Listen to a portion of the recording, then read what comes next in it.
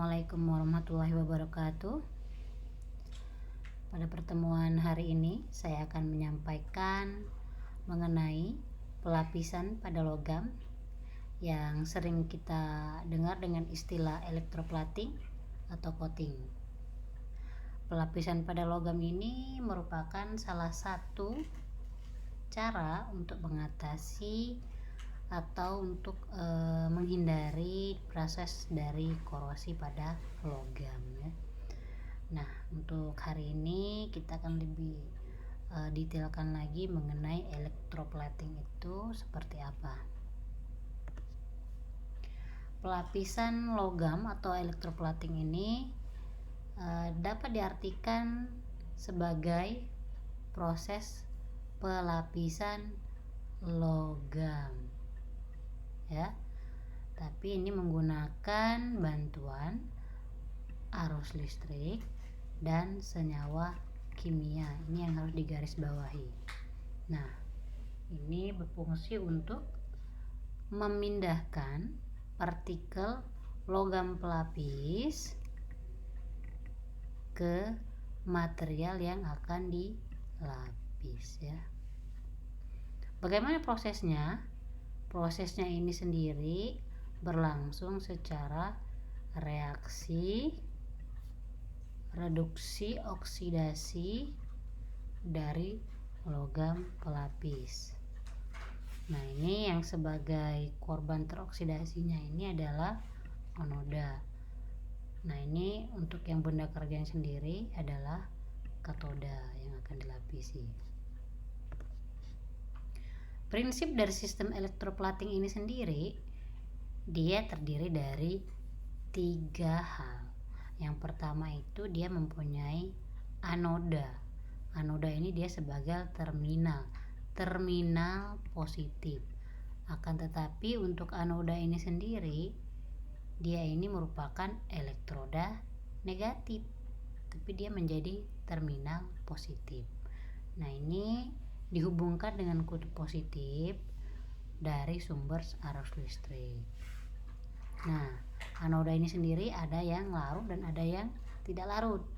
Kalau untuk yang larut ini, dia hanya berfungsi sebagai, yang tidak larut berfungsi sebagai penghantar arus listrik. Akan tetapi kalau yang larut selain penghantar arus listrik juga berfungsi sebagai bahan baku pelapis. Jadi ini yang larut. Jadi anoda ini yang dipilih itu adalah yang larut, bukan yang tidak larut ya. Lalu yang kedua itu adalah katoda. Nah, katoda ini sebagai benda kerja yang akan dilapisi. Dia dihubungkan ke kutub negatif dari sumber arus listrik. Lalu yang ketiga itu adanya elektrolit. Jadi dia berupa larutan. Ini molekulnya ini dapat larut dalam air, lalu terurai menjadi partikel yang bermuatan menjadi ion positif maupun ion negatif. Jadi harus diingat ya, ada anoda, katoda, sama larutan elektrolit. Nah, ini kalau dilihat secara ilustrasi, jadi ini anoda, ini yang tereduksi tadi ya. Jadi dia dihubungkan pada kutub positif. Lalu ini sebagai katoda. Nanti ini adalah sebagai larutannya.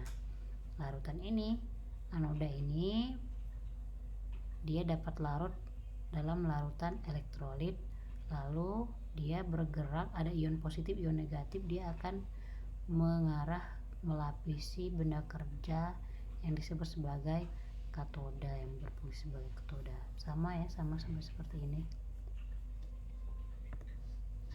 Sebagai contoh ini misalnya untuk ini logam untuk yang bersifat sebagai anoda, yang tereduksi yang sebagai pelapis, lalu ini larutan elektrolitnya, sedangkan ini sebagai benda kerjanya yang akan dilapisi.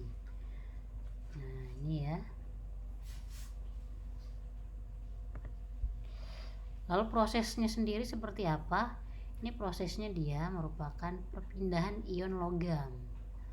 tentunya menggunakan arus listrik ya di dalam larutan elektrolit. Jadi nanti ion logamnya ini mengendap pada benda padat yang akan dilapisi.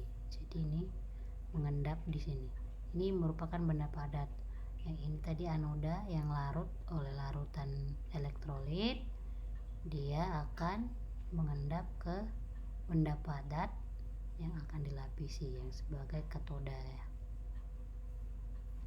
Jadi kalau kita lihat di sini, ini arusnya merupakan arus DC, direct current, jadi arus satu arah. Nah, apa saja bahan pelapisan itu? Bahan pelapisan untuk proses electroplating ini biasanya yang digunakan seng atau zinc, galvanis, perak, emas, tembaga, nikel, sama krom.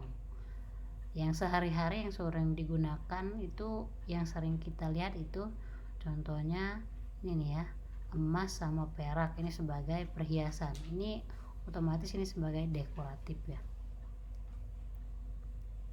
Juga seng, zinc ya. Sering terlihat, kita lihat ini ya emas sama perak. Lalu ini proses electroplating ini dia memberikan pengaruh tersendiri. Jadi ini mengubah terutama sifat fisik sama sifat mekaniknya. Sifat fisik itu apa saja? Ini terhadap daya tahan material terhadap korosi. Jadi dia lebih tahan ya. Terus kapasitas konduktivitasnya bertambah. Lalu untuk sifat mekaniknya, yang kita tahu bahwa sifat mekanik itu berhubungan sama kekuatan tekan sama kekuatan tarik. Jadi biasanya akan terjadi perubahan dibandingkan dengan sebelumnya. Biasanya lebih kuat karena dia alloy ya. Nah, apa saja faktor yang mempengaruhinya? Yang pertama itu adalah konsentrasi larutan. Ini biasanya berkaitan sama nilai pH dari larutan itu sendiri. Yang kita tahu bahwa nilai pH itu berkisar dari 1 sampai 14. Biasanya kalau yang kurang dari 7 nilainya itu dia bersifat asam. Kalau yang lebih dari 7 itu bersifat basa atau alkali. Nah, ini yang diizinkan itu dia berkisar 1,5 sampai 5,2 ya pH-nya. Berarti dia lebih ke asam ya, karena memang dia melarutkan. Lalu untuk yang rapat arus, nah rapat arus ini sendiri jadi jumlah arus yang mengalir, jadi arus listrik yang mengalir per satuan luas permukaan elektroda. Jadi dia ada anoda sama arus katoda. Lalu temperatur dan waktu pelapisan. Nah, ini temperatur ini kita juga harus mengatur, jangan sampai terlalu rendah, jangan juga sampai terlalu tinggi. Kenapa? Karena kalau dia terlalu rendah, walaupun arus rapatnya ini optimum, nanti hasil pelapisannya itu menjadi kasar dan juga kusam. Bagaimana kalau temperaturnya terlalu tinggi? Ini tinggi, nanti pelapisannya ini jadi tidak merata ya. Jadi nanti ini, sedangkan itu untuk temperatur. Bagaimana dengan waktu pelapisannya? Nah, waktu pelapisan ini dia akan mempengaruhi kuantitasnya. Jadi nanti permukaannya seperti apa? Jadi dari segi kuantitas ya. Fungsi dari electroplating ini sendiri ada beberapa fungsi. Yang pertama, otomatis ini dia memperbaiki tampak rupanya karena bersifat dekoratif. Jadi dia menambah keindahan ya. Contohnya itu dari segi visual jadi lebih menarik. Jadi pelapisan emas, perak ya, kuningan atau tembaga. Jadi kalau seandainya orang melihatnya tertarik untuk membeli, bernilai jual lebih ya. Lalu melindungi substrat dan juga bersifat sebagai dekorasi. Jadi biasanya ini substrat ini untuk logam, melindungi logam yang lebih mulia, contohnya platina atau emas dan baja. Lalu atau logam dasar dengan yang kurang mulia, ini contohnya seng dengan baja.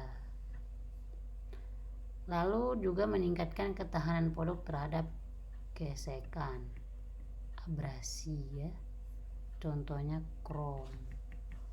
Krom ini dia sifatnya keras ya.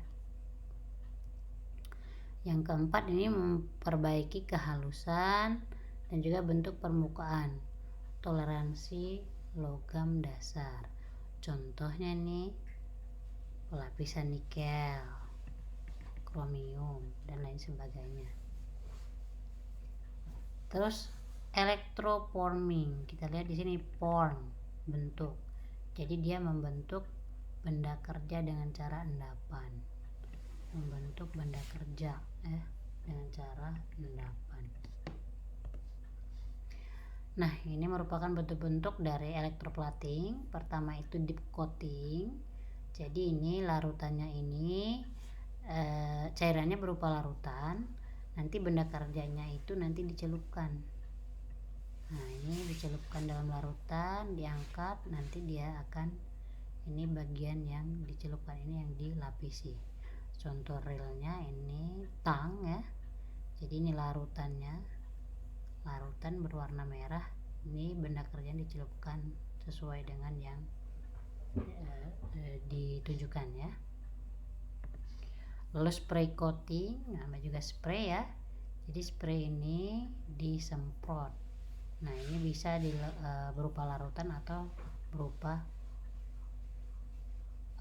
padat ya. Ini jadi dia di dalam bentuk bubuk. Jadi dapat pula ke dalam bentuk bubuk, larutan atau dalam bentuk bubuk. Nanti disemprot ke benda kerjanya. Ini contoh ya, disemprot ke benda kerja. Lalu bentuk-bentuk electroplating ini untuk spin coating. Jadi nanti untuk larutan untuk yang melapis ini dia berada pada bagian yang diputar ini. Nah, ini merupakan yang akan dilapisi ya. Nah, coating ini juga dia berfungsi sebagai cara untuk mencegah korosi. Yang bagaimana kita ketahui bahwa korosi ini merupakan kerusakan material yang biasanya memang dipengaruhi oleh lingkungan sekeliling ya. Kalau lingkungannya bersifat korosif, maka cepat terjadi korosi ya. Nah, proses korosi ini juga merupakan reaksi kimia ya. Jadi dia akibat proses elektrokimia. Jadi elektronnya ini berpindah. Nah, ini terjadi dari reduksi ion logam atau pengendapan dari lingkungan sekelilingnya. Nah, korosi ini sering kita kenal juga sebagai kerusakan atau degradasi logam. Ini akibat dari lingkungan yang korosif. Nah, ini juga dapat diartikan sebagai serangan yang merusak logam karena logam bereaksi secara kimia atau elektrokimia dengan lingkungan. Nah, ini beberapa penyebab dari korosi ya. Ini terjadi akibat reaksi kimia yang melibatkan adanya aliran listrik. Lalu ini bagian tertentu dari besi sebagai kutub negatif. Nah, atau elektroda negatif anoda, sementara bagian yang lain sebagai kutub positif, elektroda positif katoda. Jangan bingung tadi ya, di awal-awal tadi kenapa di awal itu adalah anoda itu positif, sedangkan katoda itu negatif karena itu terminal, dia sebagai terminal, padahal dia sendiri sebenarnya sebagai elektroda negatif anoda ini, tapi dia menjadi terminal untuk terminal positif, sedangkan katoda terminal negatif. Terminal itu tempat jatuhnya ya, tempat ujungnya. Lalu elektron ini mengalir dari anoda ke katoda sehingga terjadilah peristiwa korosi ya. Jadi terjadi peristiwa pengaliran elektron dari anoda ke katoda. Nah, ini jenis-jenis korosi menurut bentuknya ada yang seragam ya. Ini biasanya terjadi akibat reaksi kimia karena pH airnya rendah. pH-nya rendah. pH rendah itu dia lebih bersifat ke asam ya. Terus udaranya lembab sehingga makin lama logamnya makin menipis. Nah, ini juga yang korosi sumur, pitting corrosion. Ini biasanya dia bentuknya titik-titik kecil-kecil ya dan membentuk rongga di wastafel contoh. Terus erosi ini akibat pengausan. Jadi ini biasanya misalnya ada gorong-gorong, ini selalu dilalui air. Nah, air ini dia membawa partikel-partikel padat seperti batuan, kerikil. Karena ini secara kontinu terus menerus dilalui sehingga terjadilah aus. Aus ini nanti akan lama kelamaan dia akan menjadi rusak nih, tergerus. Ini ibu pernah ada studi kasus di Batam ya tentang gorong-gorong. Dia menggunakan sejenis gorong-gorong yang mudah untuk korosi. Jadi pas waktu itu di runway Bandara Hang Nadiem itu terjadi penurunan tanah dengan diameter 60 meter ya. Nah, setelah diselidiki ternyata memang terjadi kerusakan gorong-gorong. Itu pada inlet sama outletnya dicek, ternyata pada outletnya itu ada bongkahan-bongkahan batu yang melalui gorong-gorong itu. Selain itu juga ternyata memang proses pengerjaannya juga kurang bagus. Jadi setiap baut-bautnya itu ternyata tidak terpasang. Lama kelamaan jadi tanah gorong-gorong itu berada 10 sampai 15 meter di bawah tanah. Jadi ini selain itu juga tanah lingkungan di sana itu rata-rata di Batam itu dia mengandung bauksit sehingga memicu terjadinya tadi ion-ion positif, ion negatif, elektroda positif dan negatif bertemu ya menyebabkan korosi.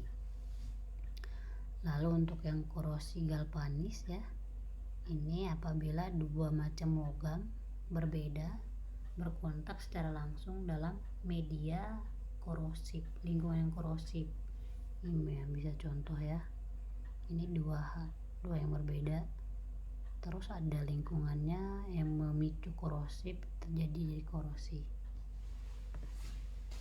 Nah, ini korosi tegangan. Jadi ini ada proses retak misalnya pada beton yang memerlukan aksi secara bersamaan sehingga nanti pas waktu sudah terjadi retak ini terjadi tegangan tarik. Nah, ini biasanya patik ya. Jadi nanti akan memicu terjadinya karat atau korosi. Lalu ini korosi celah, ini biasanya terjadinya perbedaan konsentrasi zat asam. Ini pada logam yang berdempetan. Jadi nanti ini konsentrasi O2-nya pada mulutnya lebih banyak dibandingkan pada bagian dalam. Ini memicu terjadinya korosi. Ada elektron ion-ion positif dan ion negatif. Kalau ini dia akibat mikrobiologi ya. Biasanya terjadi karena adanya bakteri, jamur, alga dan protozoa. Di pipa-pipa, biasanya pipa-pipa untuk drainase ya. terutama untuk yang drainase saluran air kotor. Lalu ini korosi lelah. Nah, ini lelah ini terjadi akibat karena adanya intensitas yang tinggi secara terus-menerus berulang. Jadi dia ketika diberikan pembebanan berulang-ulang, lama-kelamaan dia akan menjadi lelah, lalu dia akan menjadi patah ya. Jadi bukan manusia saja yang bisa lelah ya, ternyata logam juga bisa mengalami lelah lalu menjadi patah. Nah, bagaimana untuk mencegah korosi itu sendiri? Nah, ini untuk mencegahnya ini bisa dengan cara mencegah kontak antara oksigen dan air. Lalu katoda, perlindungan katoda dibuat perlindungan. Lalu dibuat alloy paduan ya. Jadi ini kalau seandainya dia sifatnya ini dipadu, di alloy, ini dia biasanya lebih tahan karat. Lalu bisa dengan dicat, dilumuri oli, dibalut dengan plastik, lalu dia atau dilapisi dengan timah atau plating, galvanisasi dengan zinc atau dengan kromium, atau diberikan inhibitor ya. Jadi dia diberikan zat kimia yang menghambat terjadinya reaksi kimia. Baik, itu saja. Terima kasih. Assalamualaikum warahmatullahi wabarakatuh.